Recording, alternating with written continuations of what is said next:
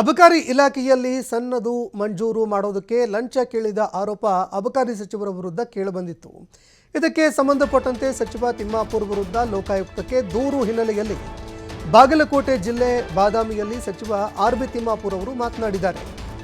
ಆಡಿಯೋದಲ್ಲಿ ಇದ್ದಿದ್ದಕ್ಕೆ ಯಾರೋ ಲೋಕಾಯುಕ್ತಕ್ಕೆ ಹೋಗಿದ್ದಾನೆ.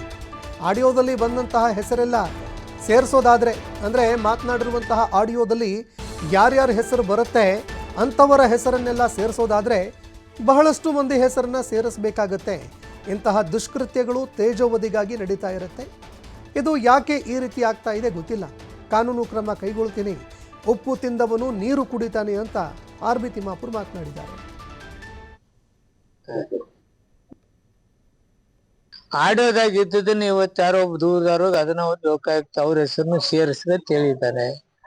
ಆಡೋದಾಗ ಬಂದದೆಲ್ಲ ಹೆಸರು ಸೇರ್ಸೋದಾದ್ರೆ ಆಡೋದಾಗ ಬಾಳ್ ಮಂದಿ ಹೆಸರು ಸೇರಿಸ್ಬೇಕಾಗತ್ತೆ. ಇಂತಹ ವಿಚಾರಗಳು ಎಲ್ಲೋ ಒಂದ್ ಕಡೆ ದುಷ್ಕೃತ್ಯಗಳು ತೇಜೋವಧಿಗಾಗಿ ನಡೀತಕ್ಕಂಥದ್ದು ಆಗ್ತಾ ಇರ್ತೈತಿ. ಇದು ಯಾಕೆ ಹಿಂಗ ಆಗ್ತಾ ಇದೆ ಏನೋ ನನಗ್ ಗೊತ್ತಿಲ್ಲ. ನಾನ್ ಕಾನೂನು ಕ್ರಮ ಕೈಕೊಳ್ತೀನಿ. ನಿನ್ ಮೇಲೆ ದೂರ್ ಕೊಡ್ತೀನಿ, ನಿನ್ ಮೇಲೆ ತನಿಖೆ ಆಗ್ಬೇಕು, ನೀನ್ ಇಲ್ಲೆಲ್ಲ ಟಿವಿಯಾಗ ಏನೋ ಮಾಡಿ ಅಂತೇಳಿ ಹಾಕಿದ್ರೆ ತನಿಖೆ ಆಕೈತೆ? ಏನೋ ನಡೀತೈತಿ, ನಮ್ ತೇಜೋವಧಿಗಾಗಿ ನಡೀತಿರ್ತೈತಿ, ಏನೋ ದುರುದ್ದೇಶ ಇರ್ತೈತಿ, ಮಾಡ್ತಿರ್ತಾರೆ. ನಡೆಯುವಲ್ಲಪ್ಪ. ಯೂಶುವಲಿ ದಲಿತರಿದ್ದಾಗ ಎಂತಿಂತವ್ ನಡೀತಿರ್ತಾವ, ಯಾರ್ಯಾರು ಕುತಂತ್ರ ಮಾಡ್ತಿರ್ತಾರೆ.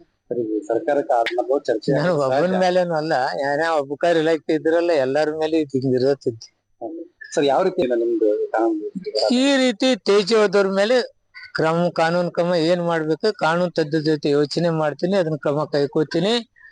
ಯಾರ್ಯಾರು ಇದ್ರಲ್ಲಿ ಸಿಕ್ಕಾಕೊಂಡಿದ್ದಾರೆ ಅಂತವ್ರ ಮೇಲೆ ಕಠಿಣ ಕ್ರಮ ಕೈಕೊಳ್ತೀನಿ. ಉಪ್ಪು ತಿನ್ನೋ ನೀರ್ ಕೊಡ್ತೇನೆ. ಎದಕ್ ಬೀಳ್ತಾರೆ? ಹಸ್ತಕ್ಷೇಪ ಮಾಡ್ತಾರ. ಏನ್ ಮಾಡಿದೀವಿ ನಾವ್ ಹಸ್ತಕ್ಷೇಪ ಮಾಡ್ದಂಗ ಆಯ್ತಾ?